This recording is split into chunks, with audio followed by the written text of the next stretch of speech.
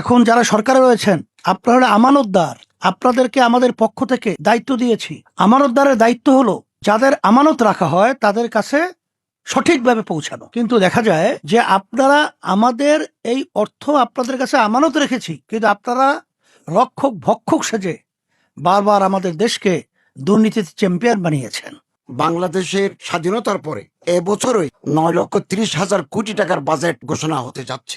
আমরা যখন দায়িত্বে ছিলাম তখন আমাদের বাজেট ছিল 7,90,000 কোটি টাকা। 2023-2024 সালে বাজেট ছিল 7,97,000 কোটি টাকা। আমরা 7,000 কোটি টাকা কমিয়েছি যাতে উচ্চাভিলাষী বাজেট না হয়। দুর্নীতি, স্বজনপ্রীতি, দলপ্রীতি, এই তিনটা শিয়ালে সব মুরগি খেয়ে শেষ করতেছে। আমরা শিয়ালের কাছে যতদিন পর্যন্ত মুরগি বন্ধ রাখতে চাবো, পাহারা দিতে চাবো, ততদিন পর্যন্ত মুরগি শেষ হতে থাকবে।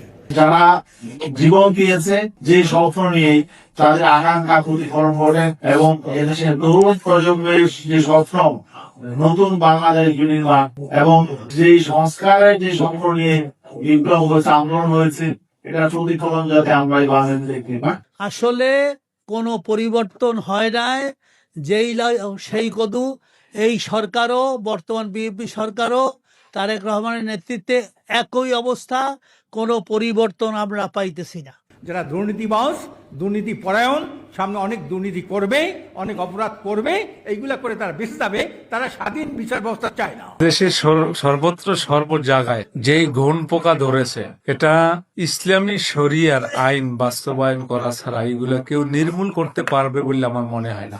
আগের বাজেটের বই বাইর করে ওটা দেখে দেখে ওটা অ্যাডজাস্ট করে মানুষের যে কি হবে, জনগণের যে কি সুবিধা অসুবিধা তাদের মধ্যে সেটা কিন্তু কাজ করার। বাংলাদেশ অর্থনৈতিকভাবে অনেক উন্নত হওয়ার দাবি করে, প্রযুক্তি উন্নয়নের কথা বলে, কেন ওই কৃষকদের ধান শুকাতে পারে তার জন্য এই ধান শুকানোর যন্ত্রটা পাবে না। বিগত দিনে আমরা যে বাজেটগুলো দেখে আসছি, বিগত সরকারগুলো যেভাবে বাজেট দিয়েছে, এবছরও যে প্রস্তাবিত বাজেট নিয়ে আলোচনা হচ্ছে, এটা তারই একটি ধারাবাহিকতা। আজকে ইসলামী আন্দোলন বড় একটা সংগঠন বাংলাদেশের, যেটা আপনারা বিগত দিন থেকে দেখে আসছেন এবং হকের পথে কথা বলে, অন্যায়ের বিরুদ্ধে কথা বলে।